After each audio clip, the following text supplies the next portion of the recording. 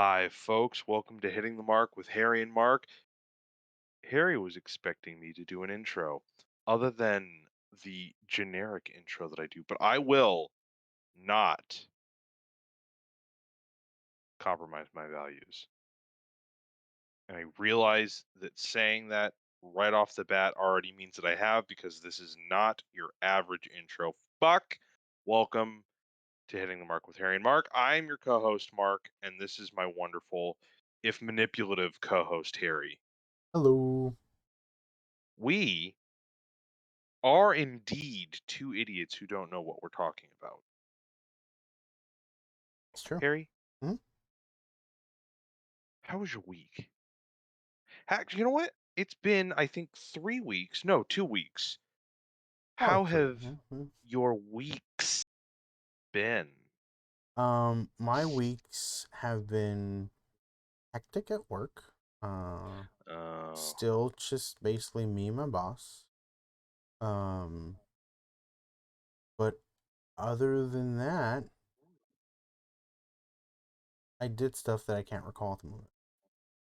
I- my I'm man. I'm pretty sure I did things. I just don't remember what I did. You don't remember them. Harry, I'm sure if I thought about what I did, um, I remember. I can't think right now. Harry, Yeah, no, I know. my boy. It's okay. It's okay. Look what But they did to my boy. how about yourself? How's your weeks been? Oh, yeah, I got let go from my job. Mm. Now, That's good. That's a great, no, I didn't get let go. The staffing agency simply informed me that the job no longer wanted me about 2 weeks from being uh, full time. You know what? It sucks. mm-hmm. I typically don't pine for jobs, but like when Yeah. there's a pay increase, I'm like a hoe. Mm-hmm. Like, oh yeah, yeah, I'll fucking do it. These fuckers were offering at the end of it $28 an hour plus benefits and all that shit. And because I'm a fucking idiot, I wasn't looking at any of the benefits offered. So yeah, that sucks. But Mm. yeah, fuck 90% of the people there. I would have liked a performance review to understand what I could have done to get better. Yeah. Yeah. So this goes out to all of the people there who made my time there not quite enjoyable. Uh, I'm sure you know who you are, people who aren't listening. Eat the dirtiest part of my ass. mm-hmm. But yeah, it's not that dirty, but still, I would imagine. I'm sure you clean it. Anyway, Yeah. yeah, yeah, fuck yeah. I get in there, I do my 3-in-1. Fucking, I have a butt towel, use Mm-hmm. that. Man, women in my life made me such more hygienic and civilized. I use wipies. You know what? Wipies, I think, are the greatest thing that I've ever inherited Mm-hmm. from like a partner. It's Mm. amazing. I feel like wipies are like the future Really? of Okay. butt cleaning hygiene. It's amazing. It's like taking like soft, wet, cold gold and just like smattering on your bunghole. Anyway, Yeah. it's enough about my sphincter. Uh, I'm having a mild memory lapse myself. Other than being tragically let go from the shipping and logistics environment, I have been drowning my sorrows and time into playing Hades, Oh. a game that I had no idea that I would like at all, and I love it. I haven't really been watching much. I've been like needing to get a lot of reading done, and I've had shit that I've been wanting to watch, but I just haven't really been getting into it. Um, but yeah, I have, however, I think as of 2 weeks ago, finished Star Trek Strange New Worlds, and Ah. my God, I'll get into it later, but man, I'll get into it later, but man, fuck. Yeah. So my 2 weeks have been pretty boring. I've mainly been, here just kind of being myself. Fucking I ruined one of my models. Oof. Ah, I hate it. I was like, "You know what? I'm gonna be productive." I fucking I painted it, I primed it, I primed it, I painted it. I hate I hate with a passion working with, water decals, but they look so much better than actual stickers. Uh-huh. I I put on the decals, they looked pretty good. I, like, gave up on a couple of them because they broke, and I was like, "You know what? Don't be that guy." So, I fucking put them on so they looked like that they weren't broken so that they looked like they weren't broken, Yeah. right? So it's looking good. It's looking great. I'm like, now I need to panel line it. What that means is you take like an ink or a wash and you let it fall or not fall. It's not like you're throwing it on there, but like you put it on your model and it gets into the recesses and the crevasses of your Oh, model and it does not highlight them, it accentuates the recesses. You know when you, like, find, like, you take your, like, your fingerprint, right? yeah. And you find, like, a very fine ink, and you wipe the ink off, but it's still in the recesses of your finger, and you can see more clearly, your fingerprint. Mhm. That's basically what, like, panel lining is, or, Okay. yeah, accent lining. So I did that, except I didn't fucking realize that, the fucking panel lining ink that I have fucking dries super fast, and I can't get it off with anything. So I just have, like, this messy fucking, uh, fucking excuse of a model. So now I'm gonna fucking strip all of it Okay. and try and repaint it, except I won't have the water decals. I'm sure I can either try ordering them separately or I can try doing it freehand. I really don't want to do it freehand, but I really don't want to go through the hassle of being bad at putting on fucking water decals. So I'll leave you to decide. Never mind. I'll decide on that later down the road what I'm gonna do. Yep. Ugh. Yeah. Yeah. Also, I So, just remembered the well, lackluster fireworks we had for 4th of July. oh yeah, yeah, that's great. It really is, worth the PTSD for vets and the saber rattling and the car alarms. It really is. The discomfort of our vets is a very small price to pay for freedom. Isn't that right? Hmm. Oh, but yeah, Absolutely. yeah. Happy belated Fourth. Happy Unemployment Day, and happy Your Employed Day. Yeah. Fuck yeah.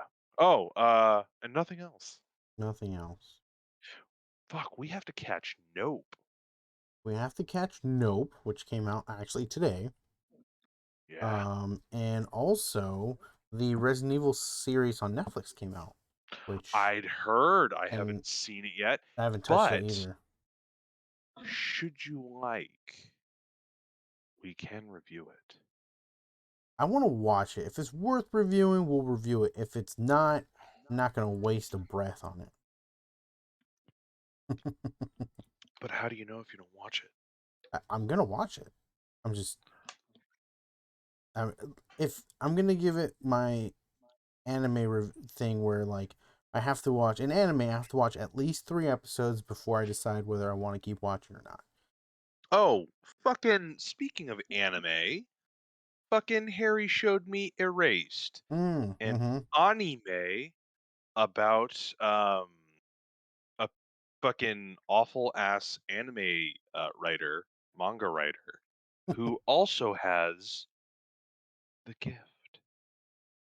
Of And then that is not even the point of the entire show.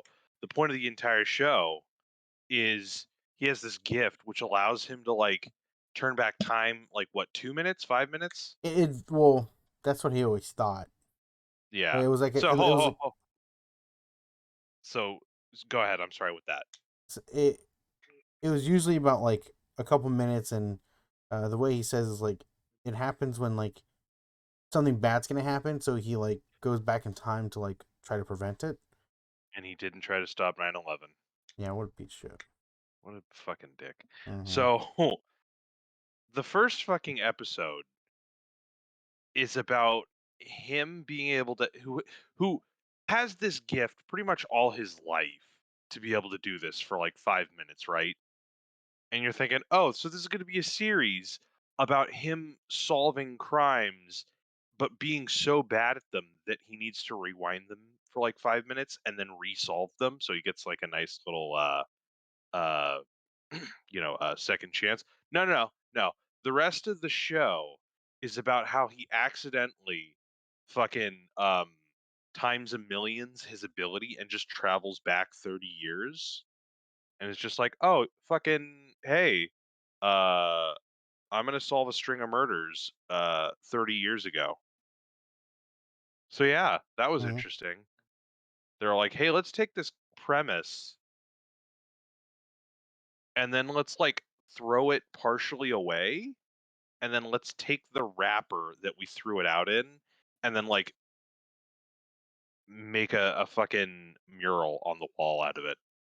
Yeah. That's not fair. I liked it. It's not trash. I was just using like a bad analogy. Yeah. I just thought the premise really kind of took me for a loop where it's like, oh, so it's going to be a series about this, right? Like it's going to be 10 episodes of like hijinks. Nope, it's a small fucking movie basically of this kid with this ability that just randomly like because of his the trauma from the inciting event just goes back in time 3 times actually, and against like an A minus do over from his fucking F minus life. So yeah, I liked it. I don't know if I want to get too much into it later in the podcast, but yeah, I liked it. It was fun. I watched it with Stace, and we both thought it was adorable. Mm. That's good. I'm glad you like it. It it's a murder mystery. It really is. Yeah. I feel no, if I may, can we talk about it now? Yeah, go for it. I felt like the only okay, so start from the beginning, collect yourself. So the show follows this kid. He's like 30, 31, Yeah, something like doesn't that. matter, Mm. 30 something. He's a failed manga artist, uh, and he has this ability to rewind time 5 minutes. So we see it done like 2 times in the first episode, and then you find out, oh fuck, his mom's killed, and he is framed for that murder, or like I don't know, they just the cops assume it's him. So he inadvertently travels back in time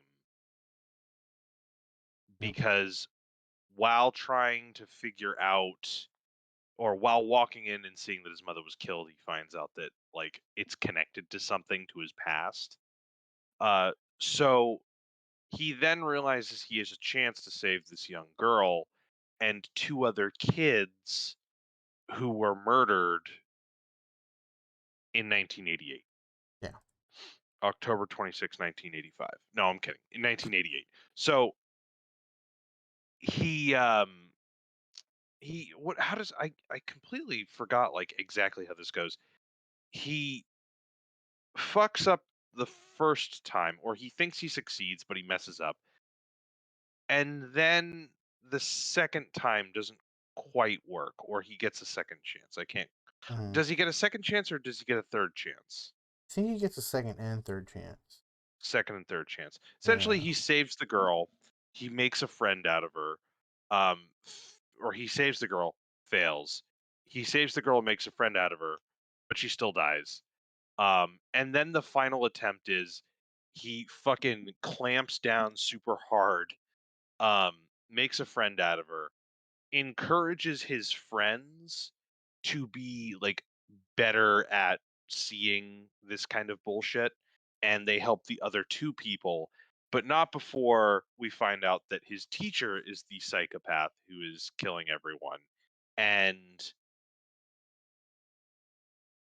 the main character uh is then attempted to be killed, or the teacher attempts to kill him by driving a car into the freezing lake, and he wakes up 15 years later in a coma, or from a coma, and now his friends are still lifelong friends. The girl that he saved is married to one of his friends. She's happy. She has a family. All of the things that that were robbed from her, uh, being killed. And he has no memory. He eventually gets his memory back and has like a really quick one episode, like, I can't kill you. You can't kill me. We're destined to do this forever. Like Batman thing with the killer who's now Mhm. like an assemblyman in like a prefecture or whatever the fucking government style is. I don't fucking know. Yeah. But it's so good. So the guy who has been wondering how the kid in 1988 has been able to like thwart him, thwart him, uh, is like, well, I guess I'm just gonna have to kill you. So he throws the kid, or he damages the kid's seatbelt so that he can't get out of the car, and then he just like drives the car into the freezing lake. And the kid's like, I know your future. And he's like, oh, fuck, what does he mean by that? Because he's wondering, like, why he's been able to, like, thwart him at every turn. So the kid fucking wakes up in 2003 and, and oh, man. So the guy has made, like, a career around this kid, the main character. He's become like a administrator around the area. He's like well known. He's invested in the uh the the hospital to make sure that Mhm. he's taken care of. And he gets up, when the kid gets up, he doesn't have a memory and he seems like unassuming and nice. The only thing he remembers is that he's his teacher. Yeah. And then he finds out and remembers like who he is. And they have like this like fucking Dark Knight moment on top of this roof. He's like, I need you to tell me how you knew. And he tells him, like, kind of. And he's like, I know what you're going to do still. He's like, oh fuck, you've taken away my desire to kill until now. And I just can't live without you. Like it's very it's Jeez. so Yeah. arch nemesisy. I was really just surprised they like shoehorned that in the last 20 minutes of the show. Mhm. Um so he's like, you know what? It'll suck, but I have to kill you to survive. And he's like, you've given me a purpose. Ah, da, da, and he's crying, and it's like tears of joy. And he pushes the guy off the main character off the ledge. He's like, finally, I can I can end it all, knowing that like I have someone who understands me. And he looks down, and the main character had done his homework and told his friends, and they had put a blow up like cushion trampoline thing at that specific spot underneath the building. Yeah. Uh and the guy just like looks like I didn't have to kill you after all. He's like tears of it's so melodramatic. I love it. It's very like Hannibal Lectery. Mhm. So the emotional stuff is really cute. I know I kind of underscored the relationship between the first victim and the main character, but like the whole point is that the main character kind of takes for granted his life, I guess. Mhm. And through his relationship with these people that he kind of let pass him by in life, he becomes a better person.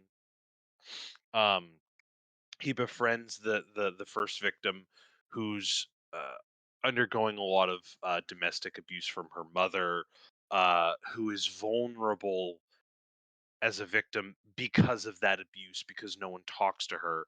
And he takes the time to get to know this person, becomes great friends with them. I'm actually really glad that I almost expected halfway through the show that they were going to end up like together in the end, and I'm glad they didn't. Hmm. Um, except I'm really disappointed that like he needed a girlfriend at all, so they just kind of gave him the barely legal 18-year-old Yeah. that has been, like, just following him around in their contemporary present time, 2006 or 2000 whenever. So Yeah. that was kinda weird. But, Yeah. like, I'm glad that, like, he doesn't get, like, rewarded with the girl for, like, quote, unquote, "fixing her," right? For saving her. It's like, Hmm. "Hey, I saved this person. We're friends and I'm made better by my relationship with you, and you've helped me realize like the importance of keeping people that are important in my life." Right. um I liked that character and that character development, and it's really really gratifying. Like, the first two times he changes the past, like nothing really changes. Yeah. Like, he's still kind of alone, his mom is still fucking hot and dead, but dead. Um, like, weirdly hot. Like, they did the duck lips thing with her, and I was like, "Damn, you need to stop with the Yeah. hot mom shit. Just cut that shit out." Um, so then he goes back the third time and really develops his relationships, and that's what saves him ultimately. And that's Yeah. what I think is the point, is that he is no longer alone. He also this the people who died are also not dead, and they're not alone. Their lives, they get the chance to live their lives, Right. which I liked. And he wakes up and he's not alone. It's not just his mother. It's like his friends are there. Right. And that shit is sweet and nice. So, I've never reviewed fucking anime before. I have no idea what I'm saying. So I'm trying not to like, "Oh, you see the nuances." I could very well just be like missing a whole bunch of shit, but I liked it. It was short and it was sweet, and I wish more anime was like that. Yeah, it's honestly a very unique anime for at least for someone like me who I haven't seen like every anime and I don't watch like every new anime that comes out. But I have watched quite a few anime, but Erased is a very unique anime, and I'm sure there's more like it out there. It's just I haven't seen them and I haven't heard of them. But from what I'm usually watching, it's one of a kind. Mhm. And the whole like I didn't even think about like you said uh he became a better person because of what he did. I just saw it as a murder mystery. Like, oh, dude, this is actually super cool. Like, the Mhm. concept behind it is awesome. Like, but yeah, you're right. Like, all that put together was really good. And it was one of my first animes that I watched. Um, Mhm. so I was new to the anime game when I first watched it. So I obviously have watched it since then. I showed Livy it, and then obviously I showed you guys the first few episodes. Yeah, I'm glad you guys enjoyed it. I'm glad you guys enjoyed it. I wish I had more to offer, like more or other animes Oh, to you're recommend, fine, but bud. I don't. No, no, That's I the only appreciate what one. you recommended. Yeah, that's the Yeah. only one that I know of that genre. But I'm sure there's some out there. I just know. Like I know other Yeah. like good animes out there, but like they're not the same genre um as as Erased. Uh, No, I know. I get you. And yeah. that's okay. Like, I mean, it was super sweet that like, hey, we just happen to like know like a who, not a whodunit necessarily, but like a detective thriller kind of anime. Mm-hmm. And fucking Stace loves whodunits. Yep. So that's anything I try to show her, um kind of isn't solely around that, but if like, if I want her to see like like a thriller or like a detective, which or like a noir. They're not quite whodunits, but like you can you can kind of point out their lineage together. Mm-hmm. So yeah, and I've saw a couple fucking OVA that I fucking wanted to check out with Stace as well. Yeah. Cool. But yeah, dude, Um. thank you. Yeah, of course. Did you, since we're talking about shows, did you want to talk about Star Trek? Fucking motherfucker. Yes. Okay.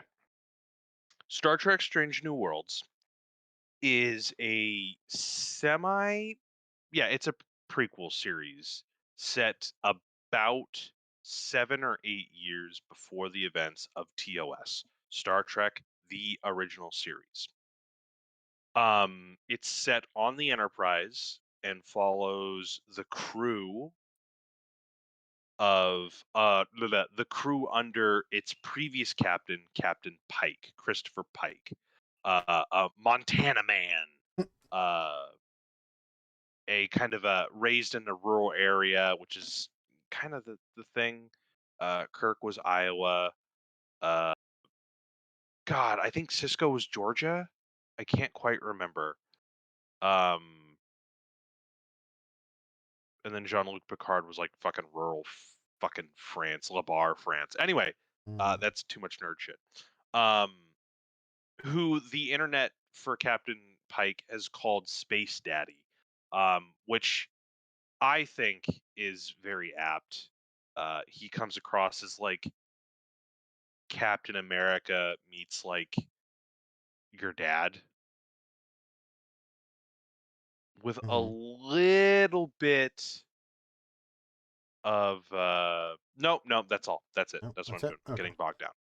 So they follow their little adventures as you would like pretty much any Star Trek series. Yeah. Oh no, we've pulled this thing onto the ship and now it's infecting everyone. Oh god, we're being attacked by something. You know, that kind of shit. Um and let's see. Okay. Follows 10 years. Da, da, da, da. Okay, so that's the basic premise. We're essentially following the Pike Enterprise, which has familiar faces like the number one from the pilot episode, Spock, Uhura. There are a couple. Uh, there are a couple of other characters from the original series. Spock's wife, Oh. Cybok. Oh, whoa, fuck! I'll get into Cybok. Oh my god. God fucking damn it. And we even get a nice not over the top reference or not reference cameo from Kirk. Oh. Which I really enjoyed. Kirk, as fun as the TOS version is for me, I'm not like the biggest fan of Kirk, like Shatner. Anyway, I'll get into Yeah. that later. Um so let me go over like the basic format. Um I was really kind of apprehensive about watching this because when I was reading interviews, they're like, "Oh, we're gonna try to follow like a less serialized story, as in we're not gonna do like an overarching story Okay. like every episode is like, oh, we found the clue to this. The second episode is like 10 episodes of one story. And I Right. was like, oh, that's kind of disappointing. So what are they gonna do? Are they just gonna go back to doing like hijinks? And I was actually really impressed that they do go back to the oh we've landed on this planet and it's full of like butthole people, and then how do the butthole people like classic Trek, like there are so many episodes where they go to a planet or they bring something on board or they've been caught into some fucking issue in space Mm-hmm. or some funny bullshit happens.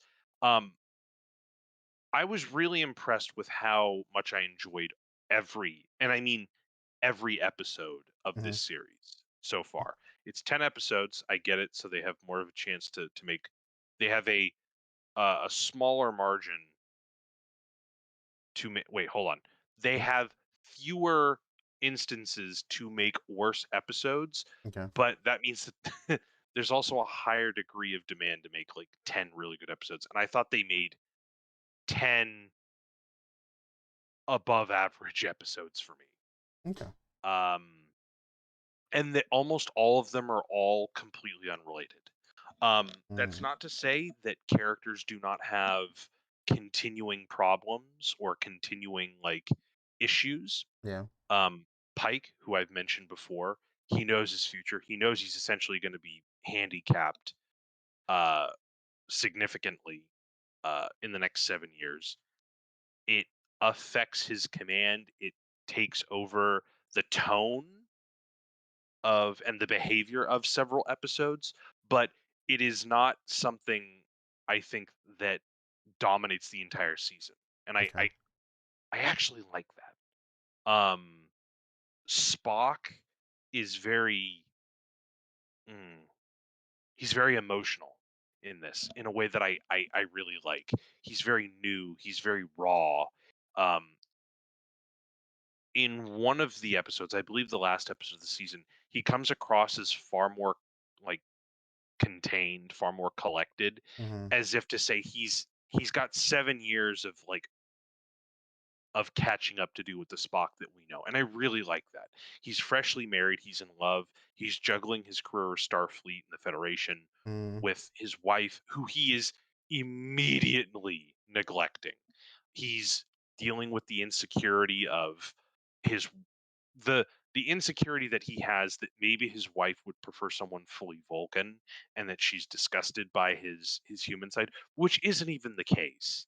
Mm. Um, but their dynamic is really good because his wife, T'Pring, is in multiple episodes, Okay. and she does have a pretty substantial bit, even if she's not in every episode. So I like that that carries on. Dr. Mbenga, he has a daughter with a fatal disease that he keeps in the pattern buffer of the transporter, and he's trying to figure out a cure. That actually ended this season. It's Oh. mentioned, it's introduced. There's another additional episode where he's trying to solve it, and then it's solved, kind Okay. of, which I thought in hindsight is a little anticlimactic, but I'm actually glad that it didn't become like the throwaway thing that they do every season. I'm glad that they took it and just did something with it, and I want to see where Mbenga as a character evolves from there. I'm sorry, Mbenga is the medical officer, and he's been kind of hiding from some of the crew that he has his daughter in like essentially suspended animation, and Mm-hmm. that's it. Um, let's see. Uhura is a cadet and she's wondering if she even wants to stay in Starfleet. There are a host of new characters. Una, who is Pike's number one, who's only in one episode of the original series. Um, she has more to do. They've given her more of a backstory, which I really like. She's an augment who is hiding her genetic manipulation. In Star Trek, the world of Star Trek, um, the Federation has banned any kind of augmentation, genetic augmentation, because in the 2030s and 2040s, a bunch of genetically superior, like super people fucked shit up. And they're like, Mm-hmm. hey, maybe it might not be a good idea to allow like super people to rule us. So, yeah. Um, and then one of the descendants of one of those super assholes is also the security officer who is trying to deal with not only a very traumatic thing that happened in her childhood, but also kind of like essentially being like the great great granddaughter of like Hitler. Okay. So she's in it. She's doing a great job. That's Laan Noonien Singh. There's Una Chin Riley, who is their number one. All of these characters have like continuing issues, but they're all very well defined. Um, they're all they almost all of them really get a lot of screen time. I'm a little disappointed just because I liked the character, not that he was bad, but there's a character called Hemmer and he's Andorian, which means he's like white to blue skinned with white hair, and he has two little tentacles on his forehead, and he's blind, and he's the ship's engineer. Mm. I I love it. Um, they kill him off in like episode 9. I'll get to that in a moment. Okay. Um, but all of these characters have plenty of room to grow. There's one character who is the navigations officer who I think kind of gets shortchanged a little bit. She doesn't really have much to do except kind of be the snarky. That's not fair. She does have a lot to do, but I don't really feel like she gets an episode to shine on her own. Like Pike, of course, gets his episodes. Una, number one, gets her episode. Ahura gets her episode, and Benga gets his episode. It's my fucking favorite episode. Um, but Ortegas, the systems navigation officer, she doesn't. I really want to see more of her because she's like the hotshot pilot character, and Yeah. those are always the fun ones. Um, let's see. So back to what I was originally saying. Yes. They're all individual episodes. Like uh they accidentally find a contagion that makes them attracted to light, and it's fucking with the ship. Dr. Mbenga accidentally goes into a nebula, and the whole ship um reenacts the book that he reads to his daughter, which is so fucking good. Everyone's out of character, and it's so fucking great.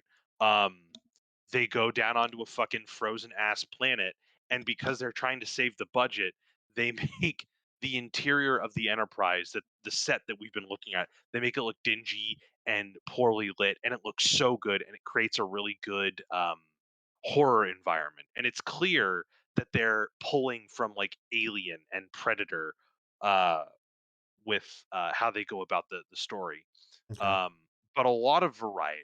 And what's important is not that they're returning to the formula, it's that they're getting a formula down. Hmm. Um, what I've been mentioning to you nonstop is, we'll go with the most recent example, is Picard went way too long and did nothing Hmm. with great premises. Yeah. Q, I've told you about, is like the cosmic jokester, uh, and they really wanted to give him a send off. The character dies in the end, and there's this really great like 2 minute bit where it's like, "Hey, I did all this for you because you're my friend, and I don't want to be alone when I die." He's like, "Oh fuck, bro! Like, shit, I'll be with you." That's great. I would watch that scene a million times over and just skip the other 10 hours of this show, because it's just it's 10 hours for this modern syndication or whatever it is, just to fill time. Yeah. I liked the idea of the story, and the idea is the only thing I like. Everything else I think is absolutely awful.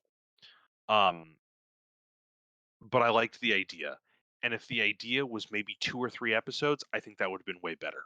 Hmm. Um, it has no sense of focus at all, and with Discovery, I love the characters. Um, I like some of the ideas. Discovery, I think, is very character heavy in a way that I like. Um, they have a bunch of people who I root for, and I will always root for to the end of my days, right? But I do think the the idea of like the nothing but 10 to 12 episodes of one whole story without any maybe filler episodes is going a little too fast. Okay. Like, we're barreling towards like, ah, let's do 10 stories and let's pack it with all this, in Picard's case, meaningless shit, and like let's get there fast and do all this, and like nothing emotional is really being done. And then with Discovery, you actually have characters that I want to root for. I didn't have anyone I wanted to fucking root for in Picard, which was so disappointing. But you have characters that you want to root for in Discovery. You have some really fun thematic elements. Like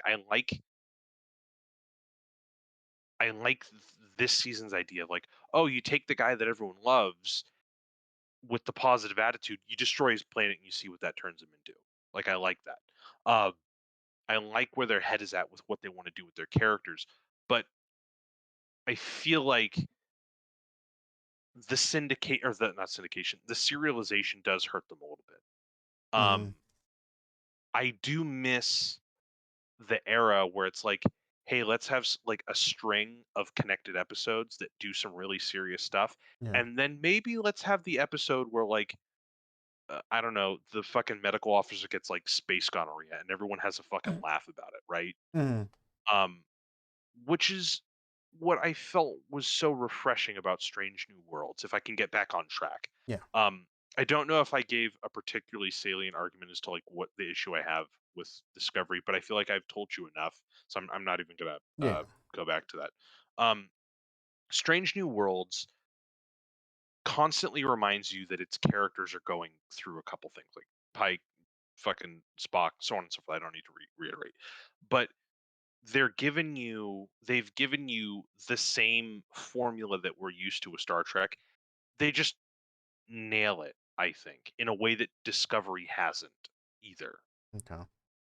Discovery will do this thing where it's like we have to do this thing pertaining to the main story in this episode, and then we have to do the typical Star Trek stuff. Oh, let's go to the planet where this person is being imprisoned, and then someone looks into the camera and they're like, "Why do we imprison people like this?" So that episode, neither thing I think is done particularly well. We get new information about the overarching story, but like the casual throwaway thing that feels Star Trekky is kind of just like there to do whatever. These Star Trek Strange New World episodes are entirely about like one thing, and they focus on that one thing. And the way we get to know characters is through the conflict of that one thing. Yeah. Like the silly, stupid fucking everyone's addicted to light episode. They go to this planet, they accidentally bring up a pathogen which makes them like attracted to light, and we find out that one of the characters is actually uh like a superhuman, the Una Chin Riley character, number one, and Mm-hmm. she is resilient to the addiction, but Okay. she's also trying to fight someone, or how do I want to say it? That's mainly it. That's the issue. In another episode, um, oh, the really good episode that I fucking love. It's their weakest episode, but I fucking love it. Um, Dr. Mbenga is subject to like he's exposed to a couple chemicals and it makes him immune when they pass into a nebula that recreates the children's book that he's reading to his daughter. Okay. And all of it is pretty much about learning to like let go of his daughter. Okay. So you see where I'm saying where it's Yeah. like, Yeah. Yeah. hey, the whole premise of this episode is like let's stack the instances where we can get to know the character that we want to focus on. Okay. Oh, we had the body swap episode, the fucking classic body swap episode. It's a staple in Star Trek where it's like, oh, these people are inhabiting other people's bodies. T'Pring and Spock try to become more intimate with one another, so they swap bodies. But or they no, not swap. They don't intentionally do it. They try to connect their minds to empathically tell each other like what's bothering them, and then they accidentally swap bodies. And Mm. through having to do each other's jobs and interact with the people that they interact with on a regular basis, they come to a greater understanding of one another. Got it. And it's revealed all the insecurities that Spock has, the anger that's kind of bubbling up underneath, and his frustrations. Okay. So that's what I enjoy. I feel like the serialization with uh the serialization with Discovery kind of takes the front seat, and it feels less of an attempt. Hey, let's like maximize the character development we can get by picking out the story. It's hey, let's tell a story and see what kind of like character development we can probably get from these story beats. It doesn't feel quite as powerful, at least to me, Mm-hmm, because mm-hmm. I've already developed such a an attachment to some of these characters already after just like 10 episodes. Okay. Um, because of I think the focus that they all get. Hmm. Let's see. The special effects are fucking great. Um, Star Trek Discovery had underutilized, I think, some of its sets. I love the Discovery ship itself. I think the bridge is really gorgeous. It's just this open, wide, narrow ceilinged kind of ship. I don't know what it is. I just love it. It feels very anti-claustrophobic. I don't know how to. Very cozy. Anyway, besides the point. But I feel as though uh, they've started introducing the what is it the magic screen thing that that the Mandalorian has been doing, and Okay. I was really kind of disappointed with some of the sets, like oh, let's go to this planet or this planet, and they Mm-hmm. didn't really utilize it. I think to the degree that I would have liked. Mm-hmm. And then I watched Star Trek: Strange New Worlds, and it's like they have a fucking screen on on the end of the fucking uh oh my god, what am I saying? Mm. They have one of those screens inside the engine room, and it makes the room look so fucking spacious, and it's almost seamless. I can't fucking tell you like where the set begins and where the fucking wall begins. It's amazing. If you get the chance, look it up. Like if you can casually look at it and see how they like film it, it really is amazing. Um, and watching how they utilize that on like other portions of the sets, it really does feel like they're getting their money's worth. I don't know what the budget is. It feels like it really does feel a little bit bigger than Discovery, but it really feels like it's being used accordingly in a Okay. way that like I just really appreciate. Um, let's see. I'm trying to think of other fucking meaningless shit I can just gush about. You know what? Fuck it. I'm gonna talk about the last episode. I'm gonna. Okay. Yeah. Oh god, it's so good. It's so fucking good. So if you ever watch Star Trek, you'll know, like, consistently watch Star Trek. There's an Mm-hmm. episode called Balance of Terror. Okay. You've seen Hunt for Red October, right? With Sean Connery and Sam Neill, and they're like Yeah, Russians trying to defect. yeah, a while ago, but yes. So you know, like the claustrophobic, like we're Mm-hmm. hunting you vibe. Yes. Balance of Terror is that. Okay. Um, in Star Trek: The Original Series, this is the 13th. I think it's the 13th. It's in the first season of Star Trek: The Original Series in 1966, and it follows Kirk on the Enterprise tracking down a Romulan vessel on the neutral zone. The neutral zone is their border. And it's prevents them from fucking going to war with one another. But the Romulans, being the sneaky little fucks they are testing out their new weapon, and they blow up Starbase Four. Starbase Four. Yeah, Starbase Four. I don't give a fuck. And Kirk plays a cat and mouse game of wits kind of game with the commander of this Romulan vessel. And it's really great because it's not like you have a scene in Star Wars where it's like they're doing loop de loops and shooting at one another.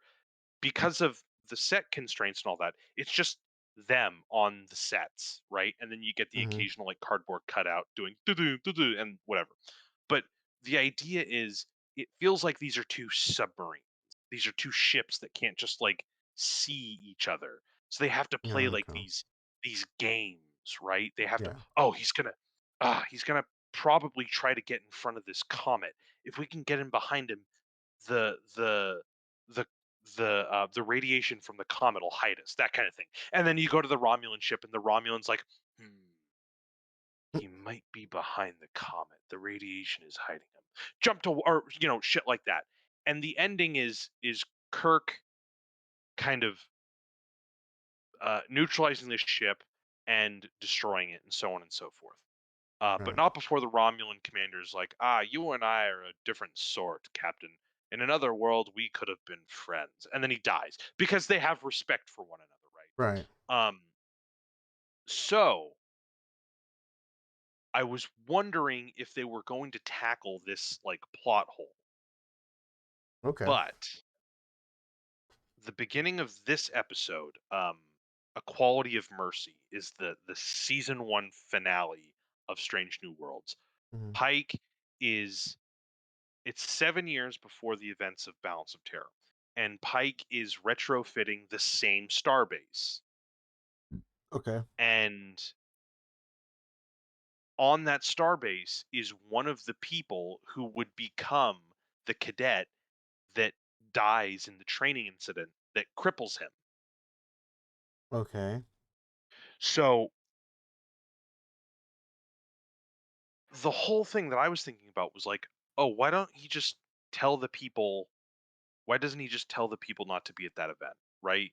Like he Mm. probably can't change where he's going to be, or maybe he can, but like why not just tell them not to if he could try to save their lives at the very least. So he sees the kid, he's stationed there with his father, and it puts him in fucking panic attack mode, and he decides to write a letter. And while he's fucking writing it, future fucking Pike is there, like 30 years in the future.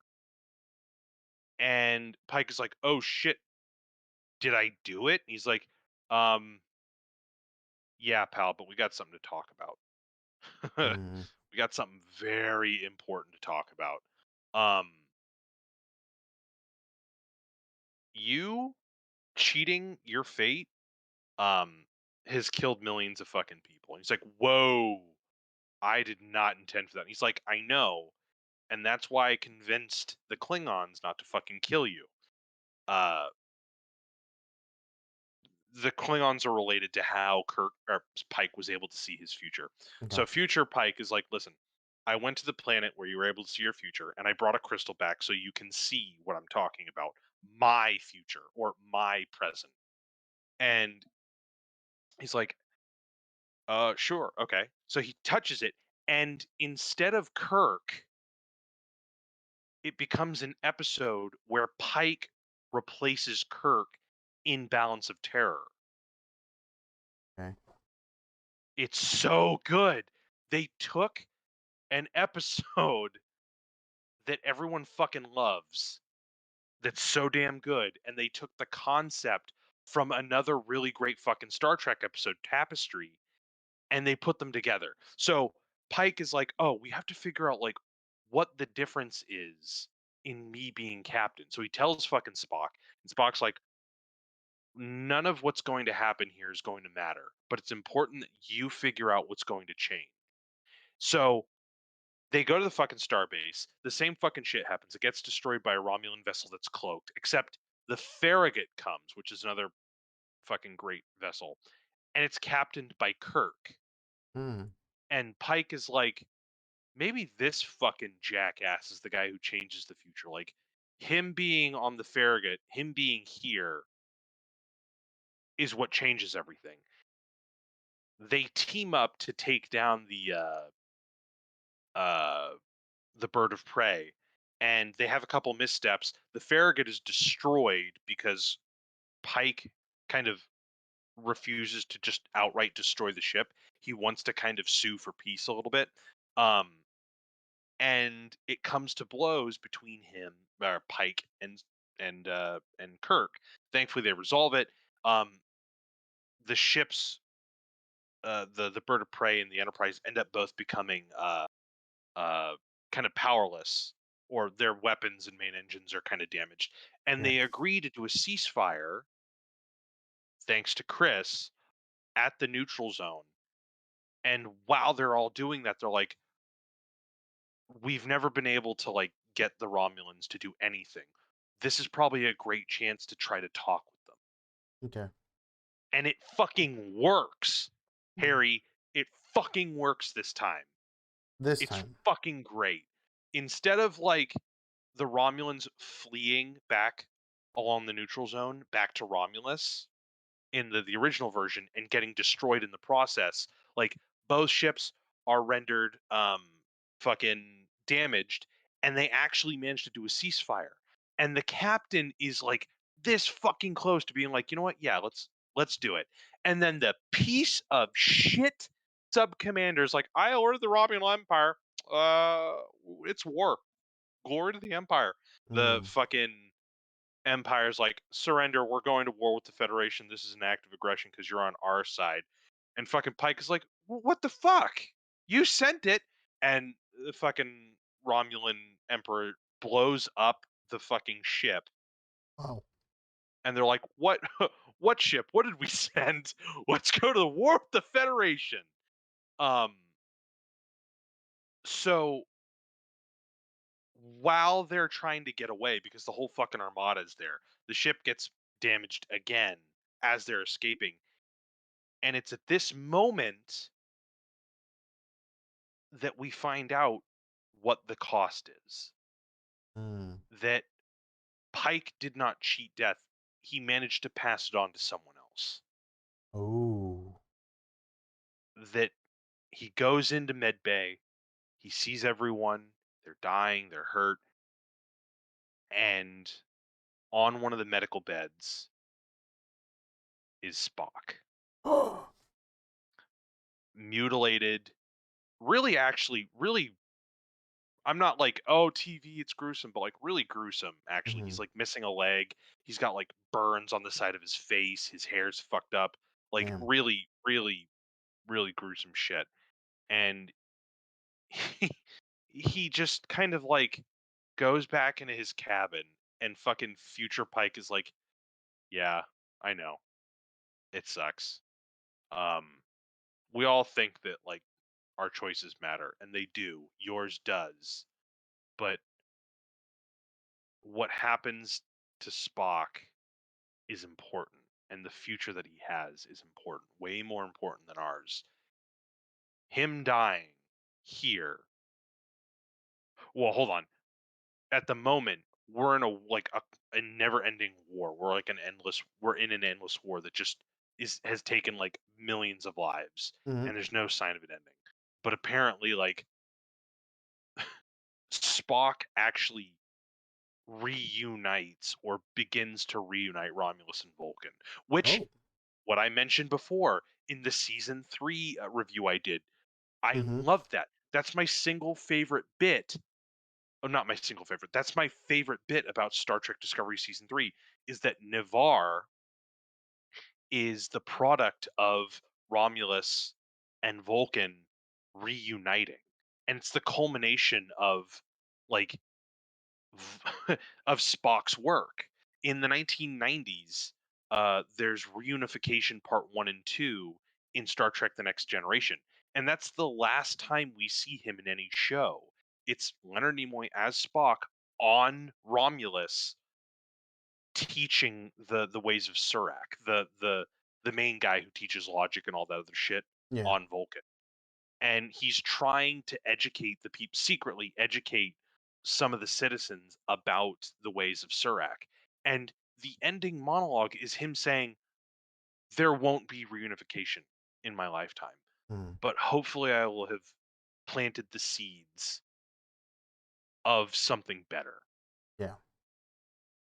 And it brought a fucking tear to my eye a little bit. I'm not gonna lie. To Mm. watch an episode where it's like, hey, the Romulans and the Vulcans, they still have some like shit to work out on Navarre, but like, or the Navari people Yeah. still have a lot of stuff to like work out, but like they are reunited, and Spock's ultimate goal is achieved. So it's like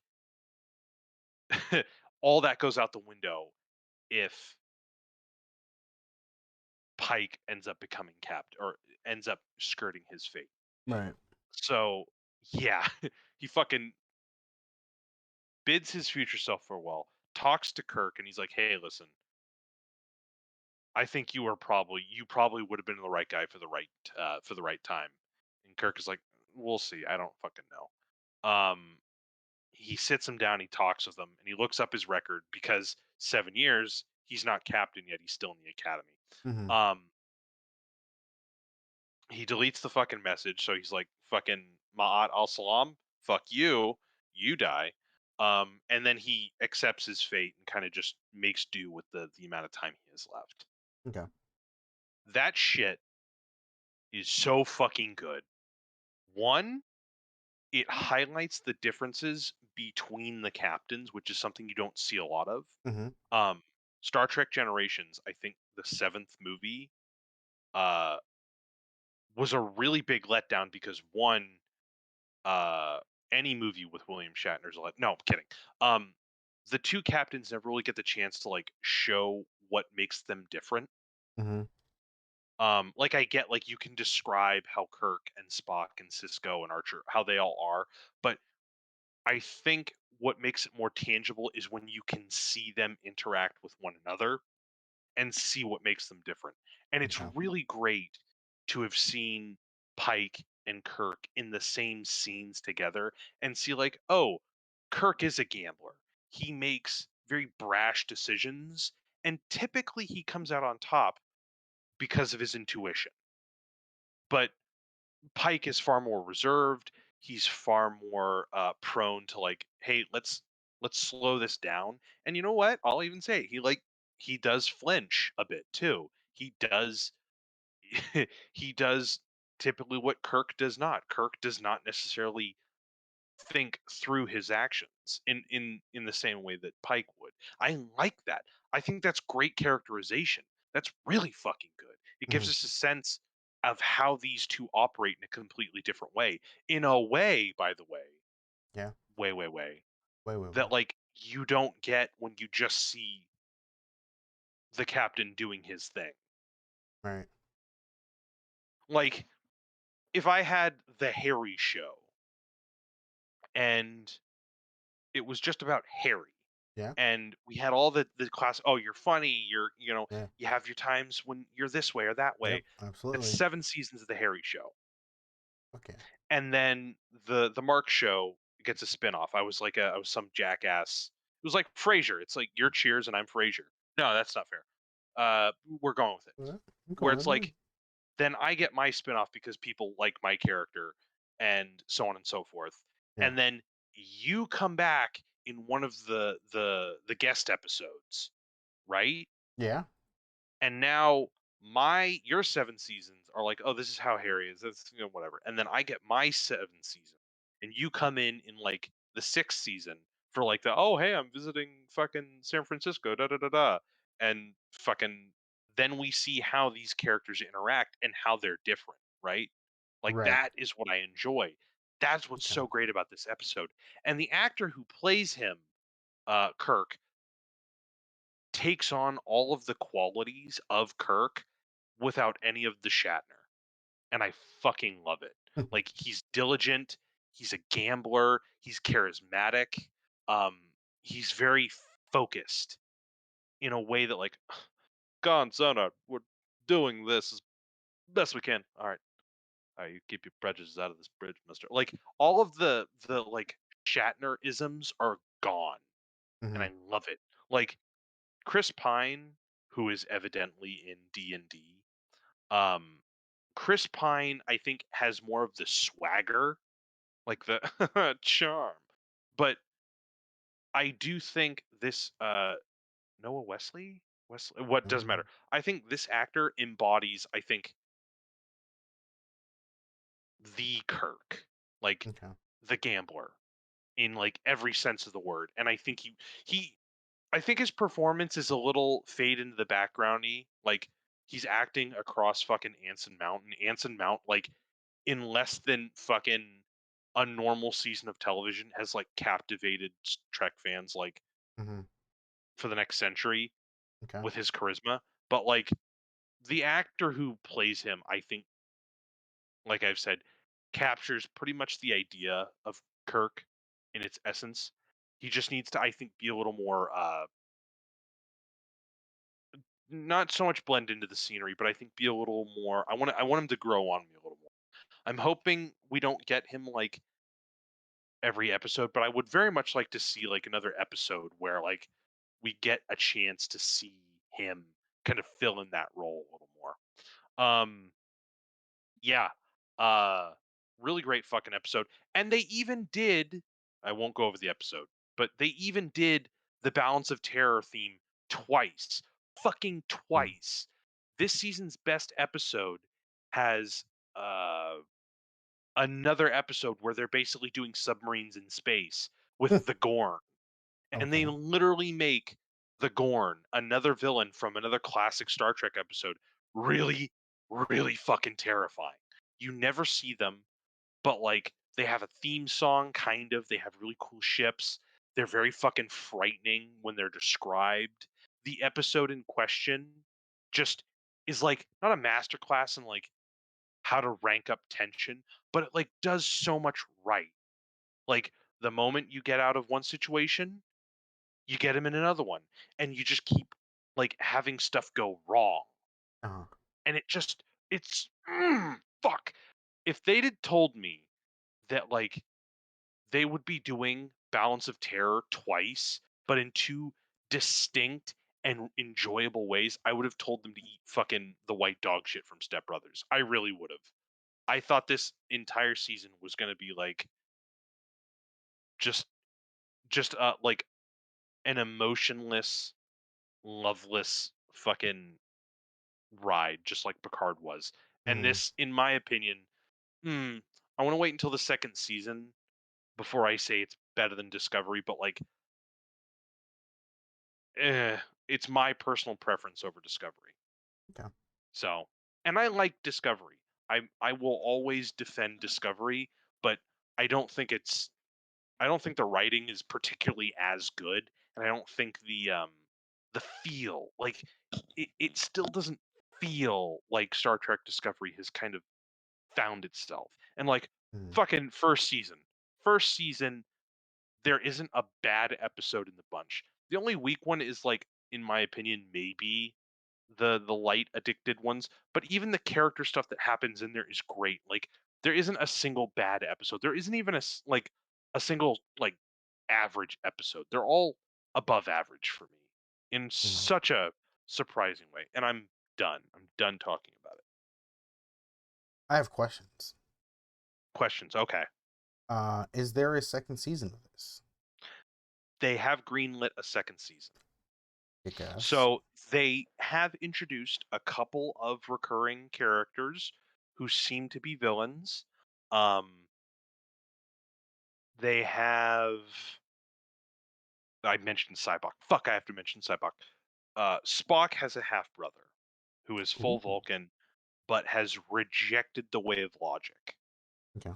Um, he is randomly brought into the fifth episode or the fifth movie as like kind of like a cult leader. Um, I have a question. What does God need with his starship? Cybok learns how to like pull trauma from people, Mm, and he uses that ability to like finagle people to commandeer a Federation vessel and find God, basically. okay. So yeah, not the best episode or movie, but interesting concept. And I'm actually really interested that they just he's not obscure, but it's like if you're in the fandom, you're like, what the fuck? Like you're thinking to yourself like, okay, they already have like a prequel series, Mm, and now they're doing another prequel series. Why has he never been mentioned? And then they finally fucking mention him. You're like, oh well, that's kind of weird. So he's at the moment at this uh Vulcan penal colony okay. where he is essentially undergoing like voluntary therapy to become like a member of society again. The Vulcans are very not about like conventional prisons. It's more like, hey, would you consent to like coming here and like seeing the error of your ways and Yeah. integrating back into society? Mm-hmm. Uh, so that's it. So he seems to be a recurring character that they might bring in, who's seems to be more of a pain in the ass, and his underling Angel, uh, who seems to kind of be a love interest, I think, which is interesting. I'm looking forward to seeing how that goes. Okay. Um, they seem to be rolling out characters every now and then. Um, a lot of people are kind of like shifting their values and shifting their futures. So we've already lost like three people. Oh. Ahura might not even be in the next season because her cadet tour is over. Um, so I'm interested in seeing how they're going to format it because I Mm-hmm. wonder if it's going to be like, oh, we're going to have 7 years and 7 seasons leading up to, uh, when he gets the beep chair, or if we're going to like jump in time a bit, or if we're going to do a couple of things.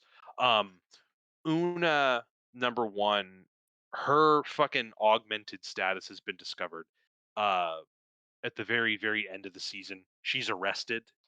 Um, because she withheld that kind of information. So that's interesting. That could be like another couple of episodes long thing where they try to free her. Mm-hmm. Uh, I'm trying to think right off the top of my head. There are a couple of things that they could do that I'm interested in seeing. Um, I want to see what Section 31 is like. Section 31 is like their bad guy do the bad things that no one else will do kind of bullshit. I want to see how Pike figures into that. Maybe not. I don't need every facet of Star Trek to be in something for me to be like, this is Star Trek. But he interacted briefly with them in Star Trek Discovery season 2, and I actually kind of want to see an episode of section like the proper section 31 in the TOS era. Mm-hmm. Anyway, sorry, continue. Next question. Uh, do these connect to the movies that have been coming out recently at all? No. No. So the No, no, no, movies that no, have been coming out recently, just have nothing to do with any of the series. no. So Okay, understood. Kirk takes control of the Enterprise in like 2260 something. And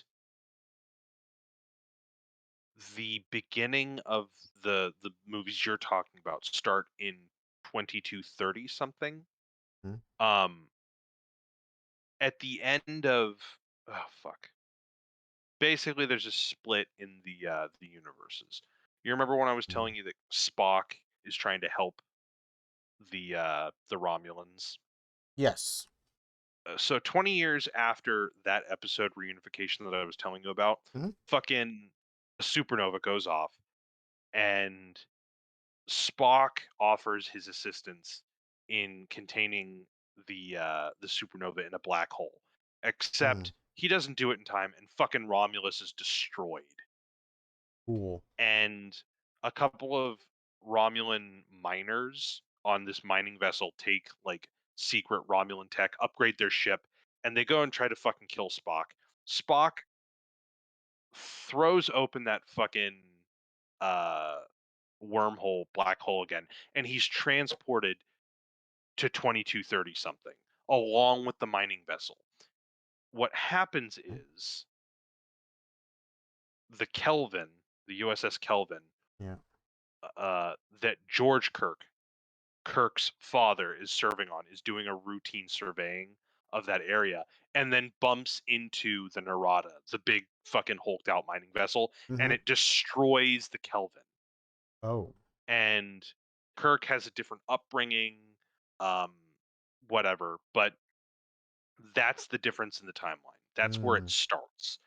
The movies follow this shift in the timeline. The Narada comes, it fucking spoiler alert, as revenge, it blows up Vulcan, and now Spock is part of an endangered species. They destroy the Narada in the first movie and try to rebuild Vulcan on another planet.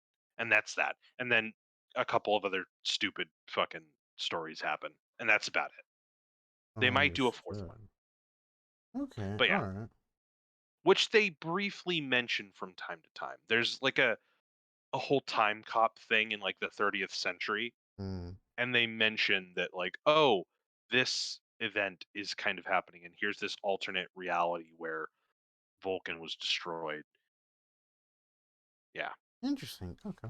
Those were all So it my only has questions. yeah, no relation. It is within the canon of the original series. Pike will end up in the beep chair. The Spock that we know becomes, the Spock that we all love and whatever. The Enterprise is the same Enterprise. It's going to have all the same people that we know and love from TOS in a couple years. Okay. Yeah. Do you want to talk about the D&D movie a little? It's the trailer we I'm saw. excited. Mm-hmm. I'm fucking excited. Um it feels like a D&D movie that I would want. Well-defined classes, a silly fucking D&D-esque story that only a fucking first time fucking dungeon master would make. I love it. Yeah. I don't care if it's too funny. It's not Lord of the Ringsy enough. I've never for the life of me thought of a D&D campaign as Lord of the Ringsy. Lord of the Rings is like let's put like every conceivable amount of effort into like the Right. button on Aragorn's pants. I don't think of that. I think of like let's put some effort in, but let's have more fun with it. And that's how this looks. A bunch of fucking like a party of thieves or a Mm-hmm. party that steals shit, steals the wrong artifact and gives it to the wrong person, and they're on like a quest to like steal it back. It's Yeah. comprised of a bard, a druid, a sorcerer, uh bard, druid, sorcerer, barbarian, and Uh, oh my god, uh, and a paladin. yeah. I have it. So it's like it's got all of your main classes, right? They're Mm-hmm. all really well defined. It's pretty clear that they're all like visually distinct in some way or another, and it's I love it. You can see an owl bear. You can see the druid turning into an owl bear. I love it, and it's clear that like they are pulling from a lot of like the creatures from D&D as well. I like that. Um, Yeah. uh, yeah, it has a solid cast too. Like I'm interested in seeing what they're doing So with it. I saw Michelle Rodriguez. I'm excited. Yes, yes. Chris Pine, who also plays Captain Kirk in those movies that you were just asking about. Yes, yes. He's the bard. The actress from It, I couldn't see the other two, the Let's sorcerer see. and the paladin. Oh god, the paladin better be a fucking square. Dragons. Uh, cast.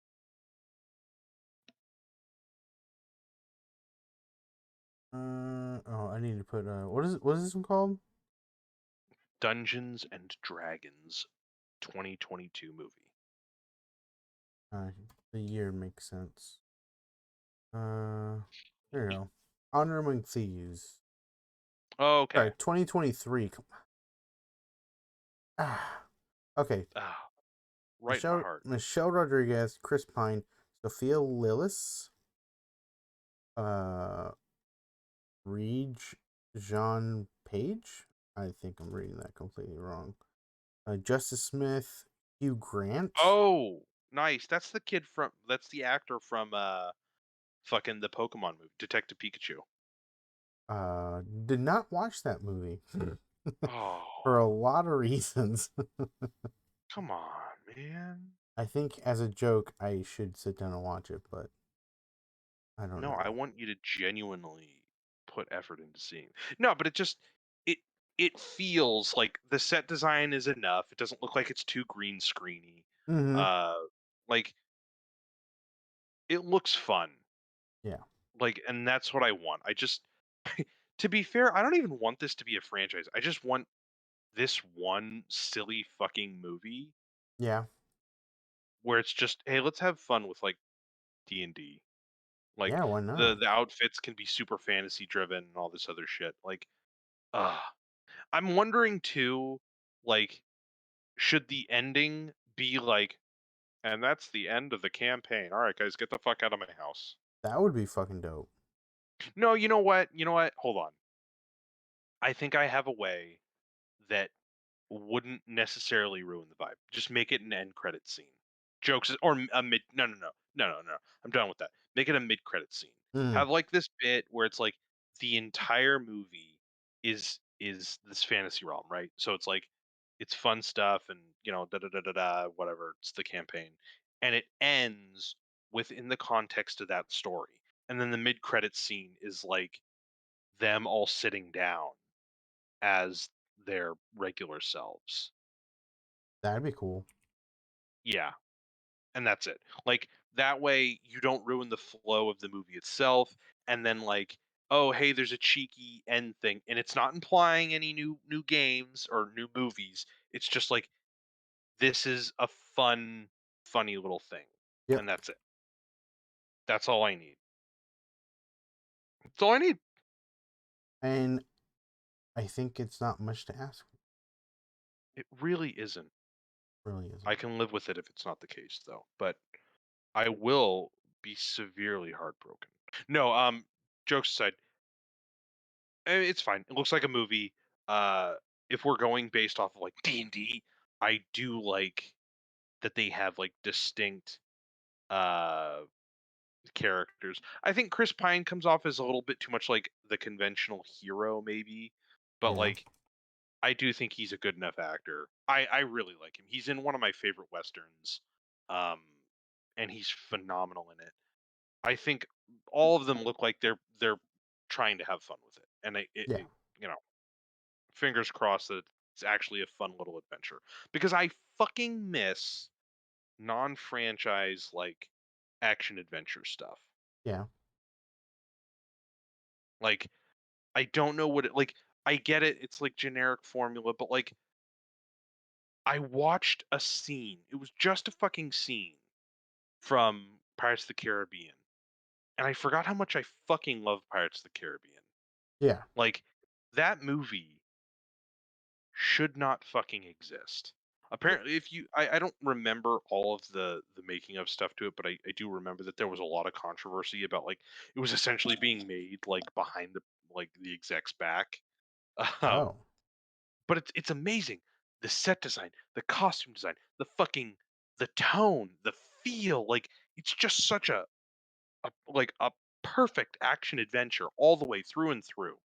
And I miss that. I miss where it's just an action adventure Mm-hmm. and there's no other like, ah, there oh, did you see the guy with the eye patch? That's Nick Fury.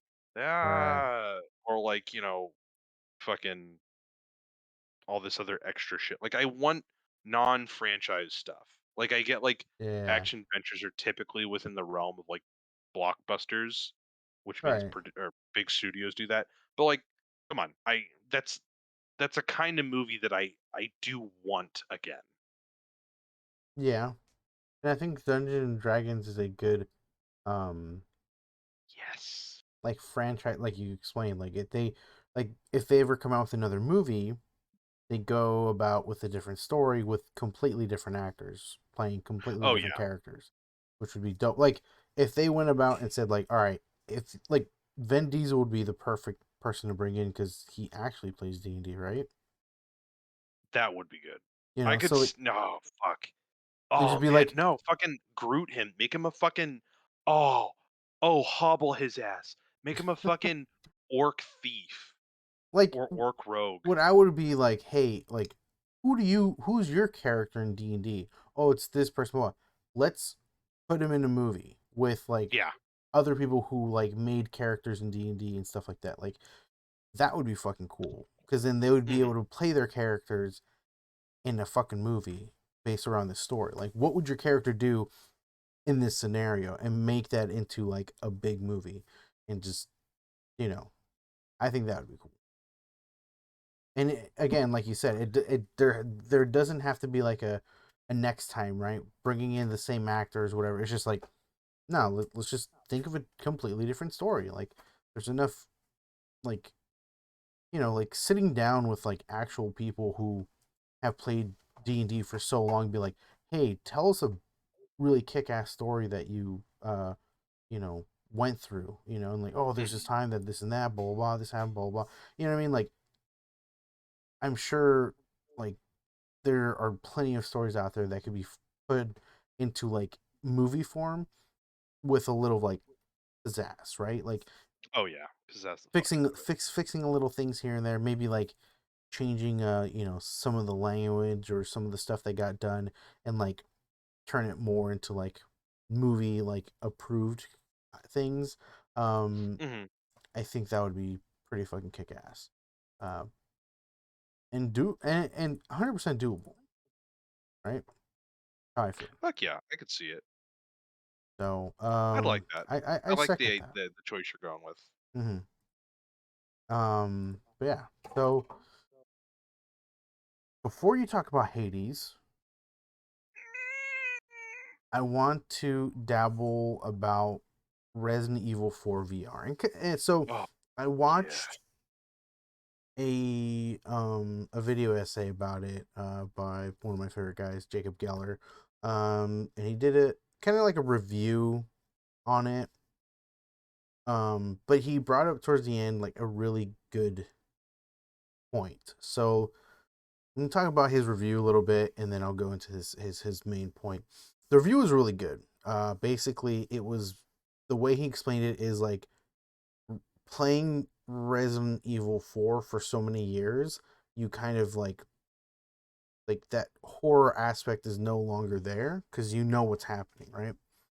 Mhm. And basically playing it in VR, like it's like playing it all over again.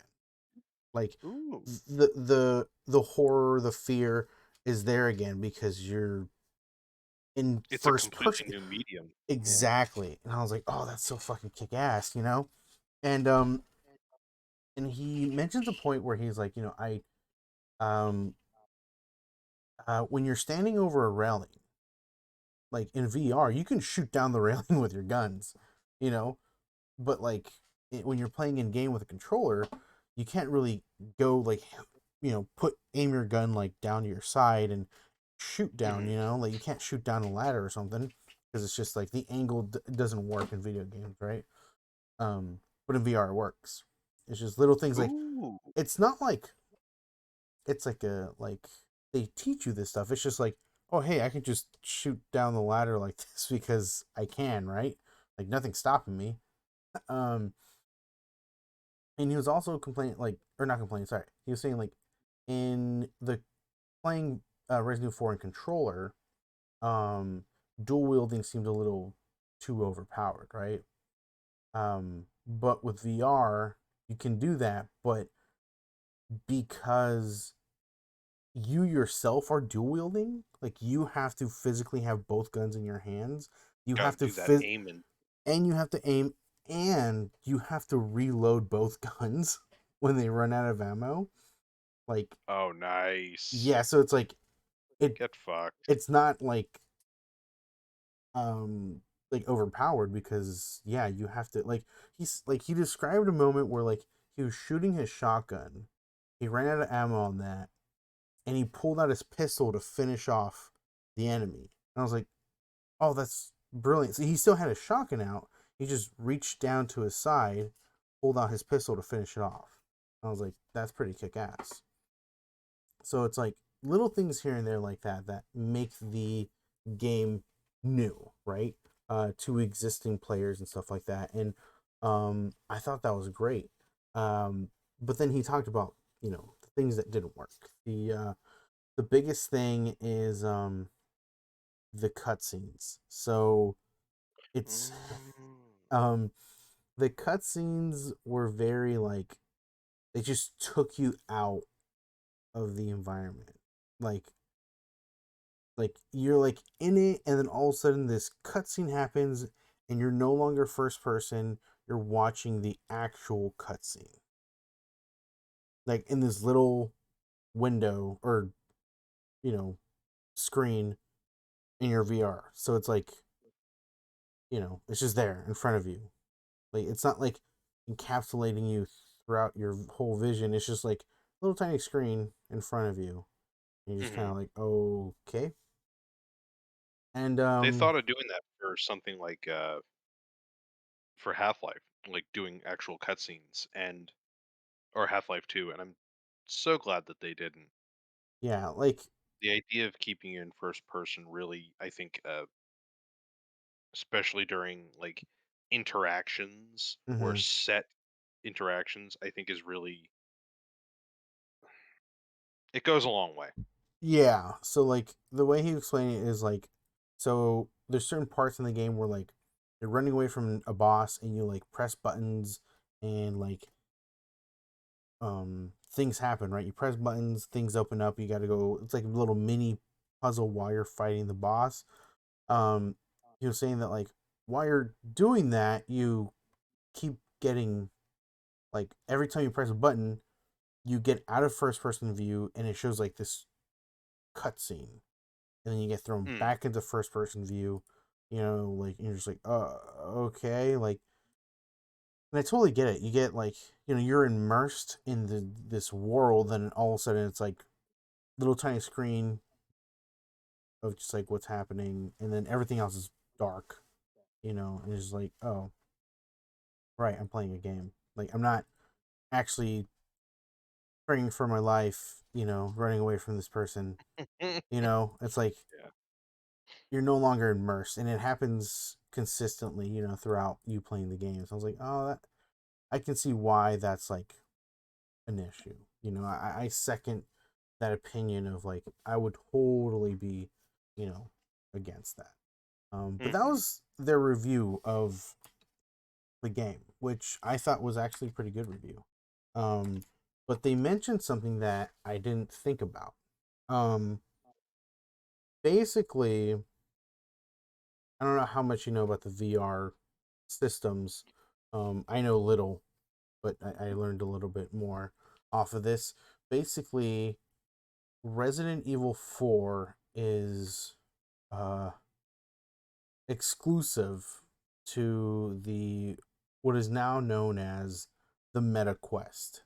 So it's owned by Facebook, and you can Wait, only what? play. Yeah, so Meta, the new Facebook name, owns the Oculus Rift. So you can only play this game on the Oculus Rift 2, which is called like the Meta Quest or whatever. Mm, And so, yeah, you're kind of just like, if you have any other VR system, PlayStation or whatever else, you can't play Resident Evil 4. So it's kind of like the console wars with its exclusives, right? Um, and I didn't think about that, and I was like, wow, that fucking blows. Like, I think as soon as 'cause I got the VR set for as a Christmas gift. So my first thought was like, oh, dude, can I link it to the PlayStation so I can play some VR PlayStation games and maybe earn some trophies? No, I could not, and I thought that was kind of weird. yeah. But as after watching this, I was like, oh, that makes fucking sense. Basically, like the fucking console wars, like you buy our VR system because you want to play our games. I'm like, oh fuck, you know. And yeah, I didn't think about that. Like, he goes off about the whole meta issue, and like they want to like make the like everyone like, oh, everyone's gonna be on VR soon, and all this They other bullshit. really want to like yeah, they really want to prop up meta. Yeah, and Ugh. yeah, it's interesting. I didn't think about that, dude. Like, it's you I don't know know. That just when I think about it feels less like console war shenanigans and more just like advertising now. Yeah, like, I agree. Like, it's not just like a console wars thing. Like, it just reminds me of the console wars because it's like, oh, you have to buy our system to play this game. Like, the only reason I'm buying a PS5 before next winter is because I want to play Final Fantasy 7. Fuck, I forgot the second one, but the second one, and it kind of sucks then I have to buy a whole new system to play the game I want. Where like if it was just like, hey, we release it on every console, including PC, I would just buy it on the PC and play it there. But that's not how things work, right? So Mhm. it's just one of those where it sucks. But yeah, I didn't think about because not everyone has a VR system. Not like I feel like I'm. It's super fucking expensive. It's super fucking expensive and it's like you need a lot of space. Um, like it was. I will say it was really fucking cool turning it on for the first time and just experiencing it and just trying to like set it up and everything. It was fun. It was cool. But dude, I haven't really picked it up since then. Like Good. I have to buy games for it or I have to buy something for it. Like I think Livy and I watched some YouTube videos or something like that on it. Like, whoa, this is cool. But that's it. Like we're still kind of weirded out by it because we don't know if like people can like see what we're doing and stuff like that. So that's why we're very hesitant on like doing anything on it because we're just we had to link our Facebook account to it. Ooh, that's So kind of weird. yeah, so I was kind of like, I don't know if I want to like, is it like every time I do something, is it just gonna post on Facebook like what I'm fucking doing or something? Like, I was just, yeah, it was weird. We're still hesitant on it, but um, the thing is, the experience is actually really cool. Um, it's just like you said, the advertisement. Like there's a lot behind it that is very sketchy and not we just don't trust. Um, Like, I don't know. I get the like. I try not to make any like uh.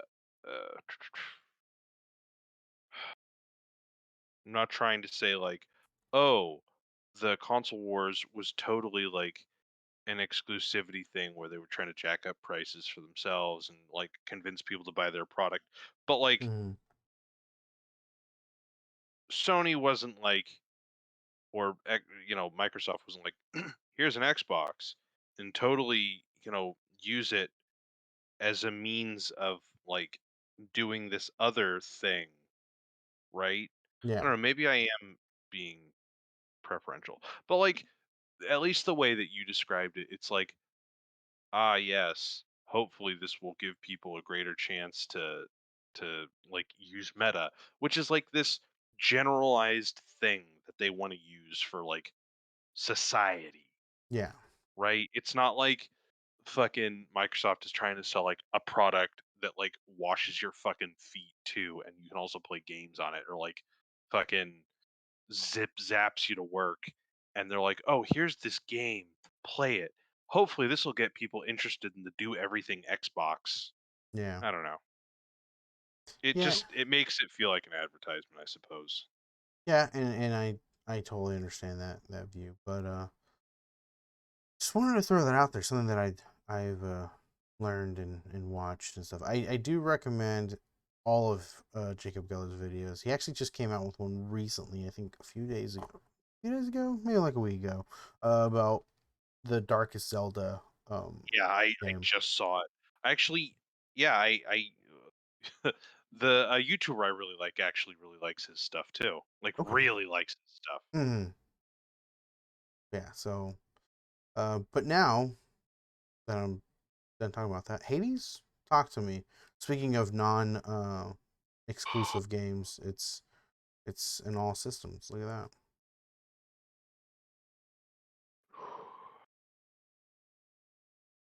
Okay. Give me 5 seconds to Yep. collect myself. Okay. So, I have been committing obscene and disgusting amounts of time to this game because of my recent unemployment. Uh, and I am a lesser creature for it in general, but I overall really like this game. Ooh, doggy. Um, it is a dungeon crawler roguelike. Yeah, I'll go with roguelike. Hack and slash fighter game kind Mm-hmm. of set in the underworld. The main protagonist is called Zagreus. He is the son of Hades, trying to flee the underworld through its three main regions: Tartarus, Asphodel, and Elysium, to get to the mortal realm to find his mother, Persephone.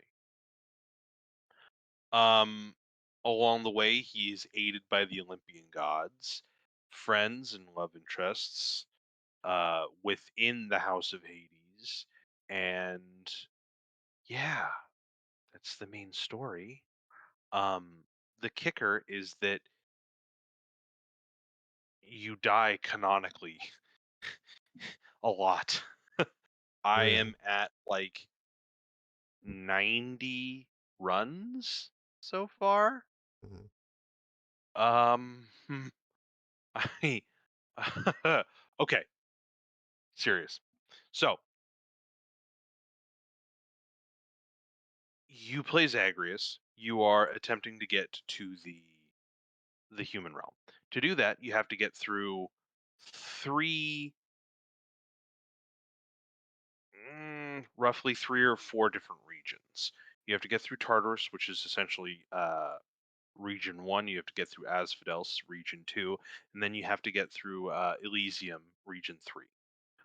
Tartarus is very ghastly, lots of greens and purples. Mm-hmm. Asphodel is hot, lots of lava magma, so lots of blacks, reds, and oranges and yellows. And then Elysium is uh, very wispy, very beautiful and idealistic. So it's very greens, light blues, whites, and any kind of thing in between that. And the mortal realm is fucking cold as fuck because I haven't fucking done anything else.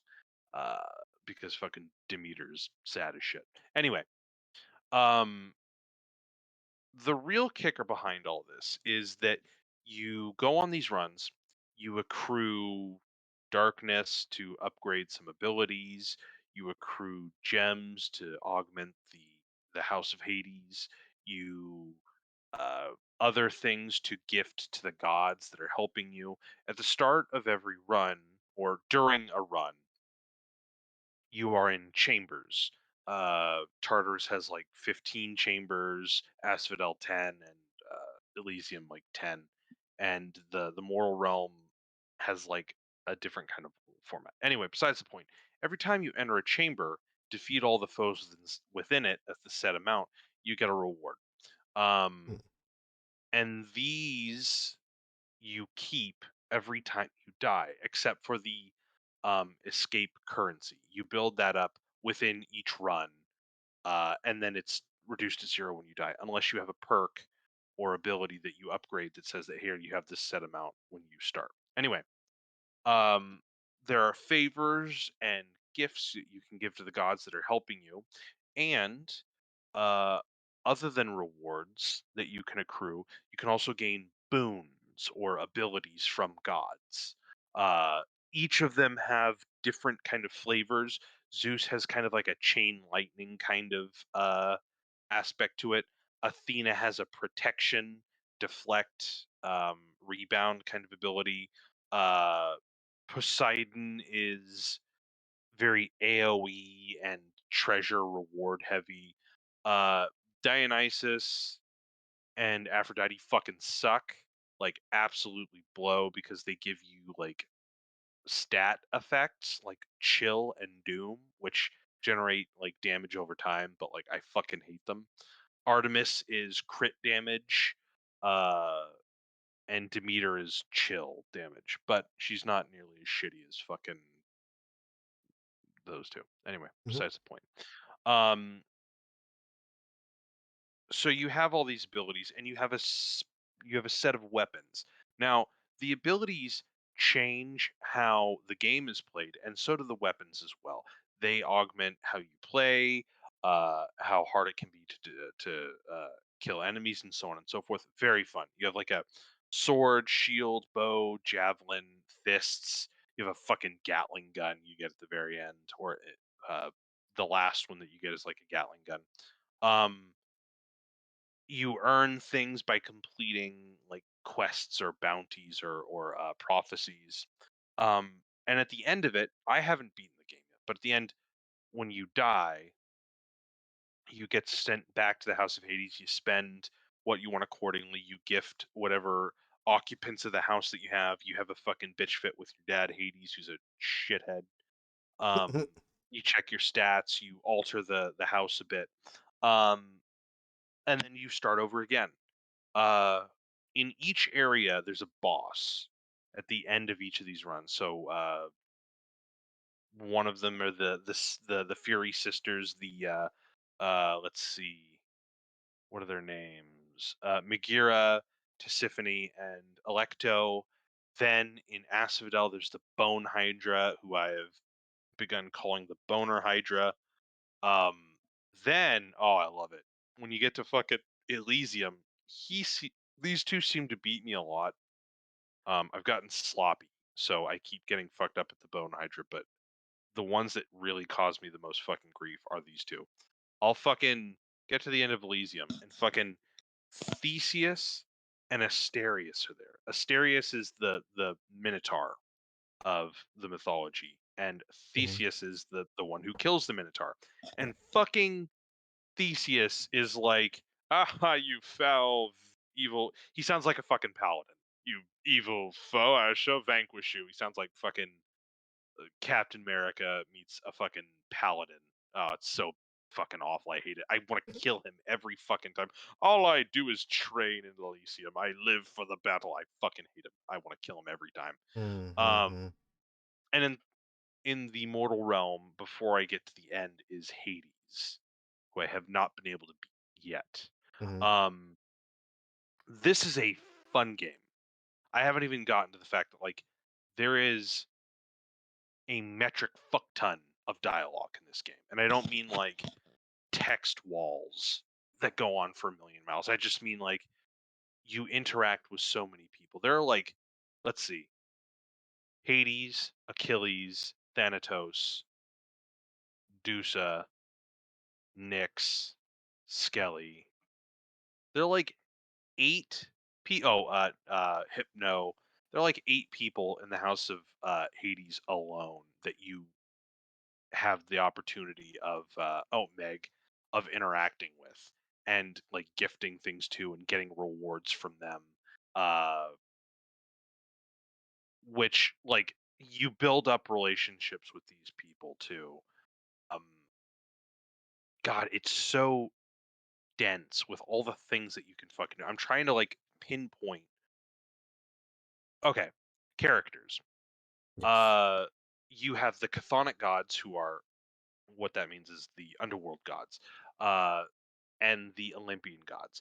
You get to know pretty much all of them. Um, and along the way, you are given certain treasures that you can use to give to these people one run at a time.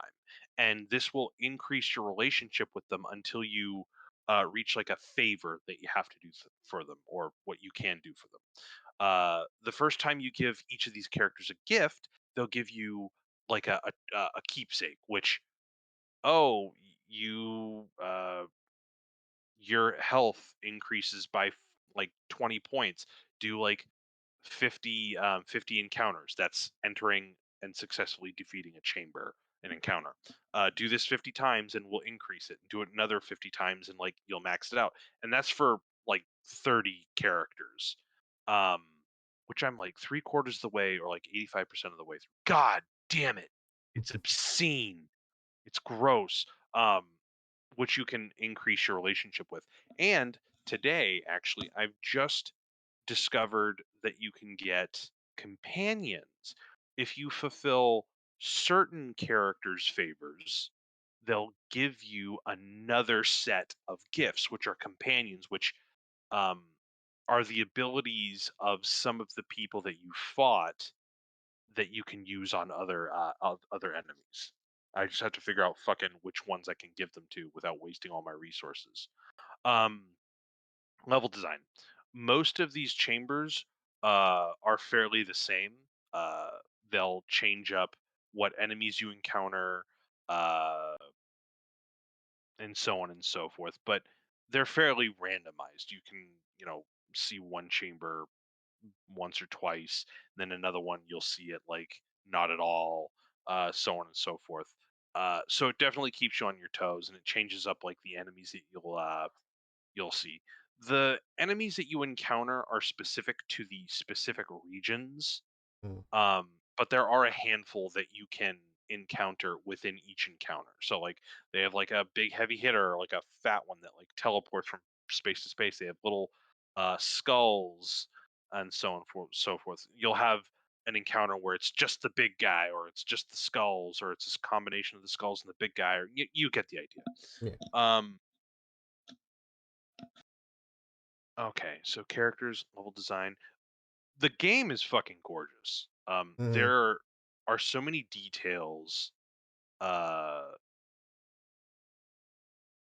and I love the overall design. It's absolutely gorgeous. It's a very kind of, I don't want to say relaxing, but it's like you can kind of just get lost in the visuals, in my opinion. Um, oh, hold on, let me go back to the characters real quick before I forget. Um, it's very dialogue heavy in the sense that you actually have actors reading lines, and the art design for most of these characters is really well done. And it really endears you to some of these characters when you get the chance to like hear like a really talented voice actor going behind, all of these performances, all of them. I love Meg's voice. She has like this very like smoky, pouty, like I don't give a fuck. I'll fucking top you, you fucker kind of like thing to it. Yeah. And I like Thanatos too.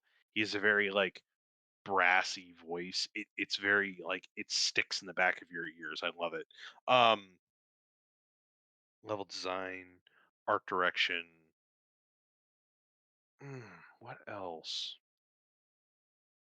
Oh, fucking in-game currency. There's next to nothing that you can't do. Oh, not next to nothing. There's nothing that this game doesn't like give you pretty much after a run. So you're given a bunch of different currencies. You're given like the stuff that you make while you're on your run. You have darkness, which you can use for your perks. You have chthonic keys, which unlock more perks, uh, which at the moment now are useless because I've unlocked all of them and I'm using them to upgrade other stuff. Mm. You have like two separate kinds of ambrosia that you can give to as favors. Diamonds, which for some reason it's really hard to fucking get diamonds. Titan's blood, which you can use to upgrade and augment your weapons. Yeah. Um, and all of these you can like, oh, here, trade this in to get this, and then get this with this. Right. Um, I feel like I'm gonna hit a wall because I'm almost done collecting uh essentially in-game achievements that give you gemstones, and gemstones you can Mm. use to buy like house perks. Okay. Except I don't want to say I've wasted them, but I feel like I put them to things that I probably necessarily shouldn't have. Um, so I use these and convert them into keys to convert into fucking ambrosia to convert into diamonds. And diamonds are now the new, like, not end game currency, but like the next tiered currency. So you can get them by defeating bosses for the first time with your weapon, with a weapon that so you can play when you start your run, you can select a trinket or a keepsake, and you can select a weapon. And then for that entire region, so if you do it in or if you start in Tartarus, you're stuck with that until you defeat Meg or the Furies, and then you have a little buffer level where you can select something else and then you're stuck with that if you want in the next region, and then so on with the next one. When you get to the mortal realm before fighting Hades, you can buy diamonds, but they're 1,000 of the in-game currency that you have. And on top of that, you can't die. Okay. If you die, you're fucked. You just have to start over. So that's what's tough for me is that I've been trying to uh commit some of my more recent runs to getting there, but I'm kind of rushing. And every time I get to fucking Theseus and Asterius, they fucking wreck the shit out of me. Okay. They all, even the bosses, I think have some pretty good distinct attacks too. Um, and it's not just waiting; it has to do with figuring out your opponent's weakness. The Furies tend to have like pinpointed lunge abilities, very messy, like outward spraying attacks. Uh, let's see. The Bone Hydra tends to augment every time you defeat them. The Bone Hydra and its 7 other heads Okay. change how they attack. So they have like homing missiles or smash attacks or like lava spitter. So then mainly how you go about them is kind of just, well, you have to dodge everything, but most of it tends to deal with like some area of effect or homing. And then with Asterius and Theseus, Asterius, you're in a little chamber, and this is the only time that there are actually two committed dudes going after you. Asterius is like this big heavy hitter. A lot of his stuff is like swinging radius attacks, which if you don't dodge quickly can absolutely fucking annihilate you, and then like powerful lunge attacks, and that's it. And then with Theseus, his bitch ass has a spear and a shield. You can't attack him from the front, but he has a spear that he can throw at you. You can tell when you're being shot at with a little ranged attack. There's a little pink bullseye on your person, and you can dodge that. But he summons it back, so if you're not careful, it can hit you on the way back. This fucker, oh my god, he is such a pain in the ass. I've thought of killing Theseus first and then Asterius, but Asterius is just too easy to pass up, Hmm. and then focusing on Theseus. So almost all of these characters are pretty distinct. I've gotten to Hades, and he has an invisibility attack with a lot of um, area of effect, kind of like Asterius, Hmm. but he's like far more far-reaching. I can't dodge him in time to get out of the way. He's beaten me every single time at the moment. And that's what really I think makes this game feel good is that not only in the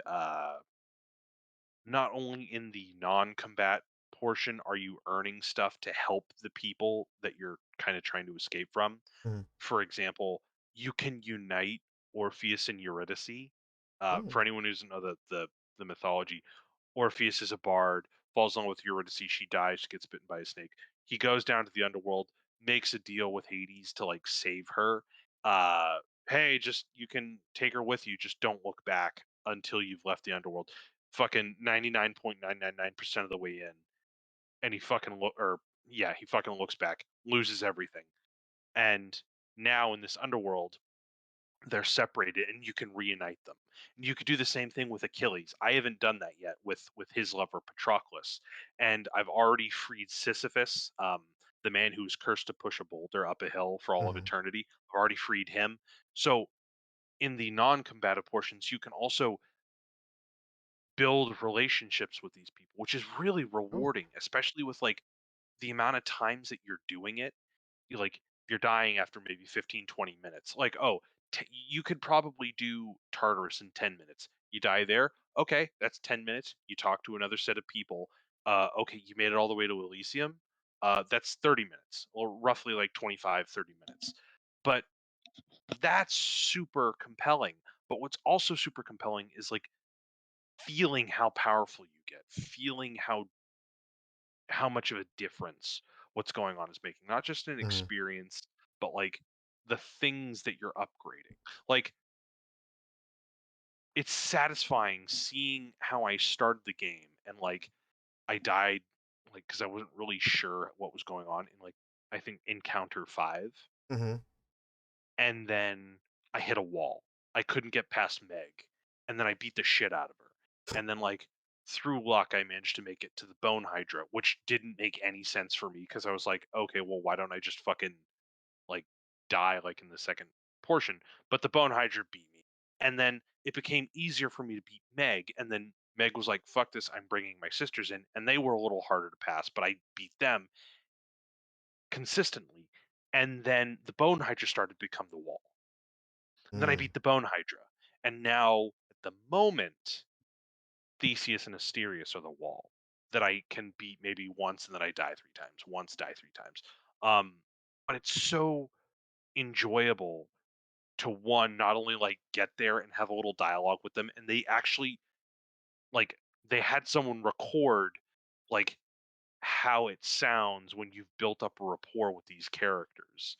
Like Zagreus has like a a begrudging respect for Asterius because him and Theseus are friends, even though you wouldn't expect like the guy who killed you to be friends in the underworld. But like he respects Theseus, and Asterius respects you for being a good fighter.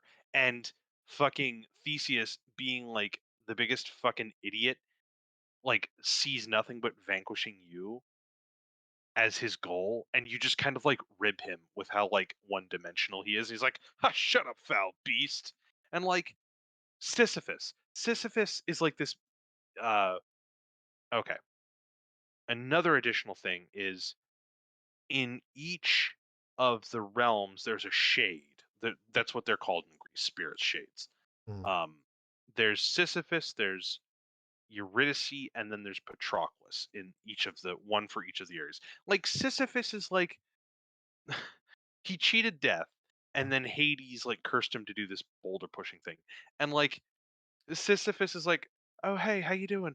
Oh, I'm just here to help. It's good to have someone visit. And then because you're causing all this trouble, the Furies aren't like whipping me to push the boulder up, so I get some time to relax." Like he's just happy to be there and he's happy to make friends. Like it's so fun to like build relationships with these characters. Yeah. And it's so fulfilling to like play in this game and just feel stronger. Feel. Like there's Hypnos. Hypnos is the first person you're going to encounter when you die. When you die, there's a hallway you walk out of the pool of sticks, which is basically just like blood. Mm. And he's bad at his job. And one of your missions, I'm going to assume, I haven't played it yet. One of the favors is to help him get better at his job. But uh every time you talk to him, he's like, "Oh, hey, I hear you got killed by this specific, like one of like 30, 40 different like enemies. Oh, have you tried not getting killed by these guys?" Or like him having a crush on one of the characters, or like feeling bad about not being good at his job, or like his relationship with his mother, Nyx. Like satisfying. And it's satisfying how it just develops, or at least to me, Yeah. because it's like improving or getting stronger feels fun when you're playing like in a game, right? Like Yeah. you play like New Vegas and you're like, "Oh cool, I can do this now. I can get past Corey Junction or whatever." Um or so on and so forth. But it's like it's so fun seeing the payoff from that when you're doing a favor, because I can't wait to help Achilles get back to Patroclus too. It's like Yeah. I'm waiting for that to be the next thing that I grind to, because I'm not just like grinding to be more powerful. I want to improve the underworld.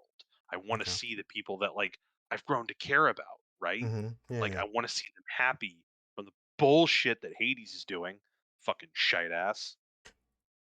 But yeah, wholeheartedly recommend. I've never been like a hack and slash guy. I'm awful at it, but I do like this. Good. Okay. I will definitely do so. I think if it goes on sale on the PlayStation, because I love my trophies, I'll play it on there. Good. Mm, Do it. Do it, Anakin. awesome. Yeah, no. I've heard nothing but great things about that game. So, you kind of give me a more deep review of it. Only makes me want to for sure buy it and play it in the hopefully near Fuck future. yeah. We'll see what kind of cells populate over time. But it is that Fuck time. yeah. It is midnight. Um, Midnight. and I'm tired. Good. Get some Yeah, fucking sleep. I will. I'm gonna enjoy it too. You just watch, fucker. Damn right you will. Yeah. Folks, we hope you have had a wonderful time listening to us. I will try to find something other than fucking Star Trek. It's fucking waiting to have to listen to. Uh, but in the meantime, we'll keep chatting. We'll keep cod pasting, and hopefully we'll hear from no one because this is a one-way street. It's non-reciprocated. I don't know what I'm saying, folks. Like and subscribe on YouTube. Hitting the mark with Harry and Mark. If you want to tell us that we stink all the way from wherever you're listening to us from, fucking email us. Hittingthemark2020 gmail.com. Mm-hmm. Fucking tell us we haven't, done enough or we've done too much. Well, we've done just the right amount because we're not against compliments either. Or if you want to keep up to date with our razor sharp insights, you can view us at Twitter at capital H, capital T, capital M underscore podcast. One more time, HTM underscore podcast. Folks, we look forward to posting our next video in the future time. Goodbye. Auf Wiedersehen, Oswald.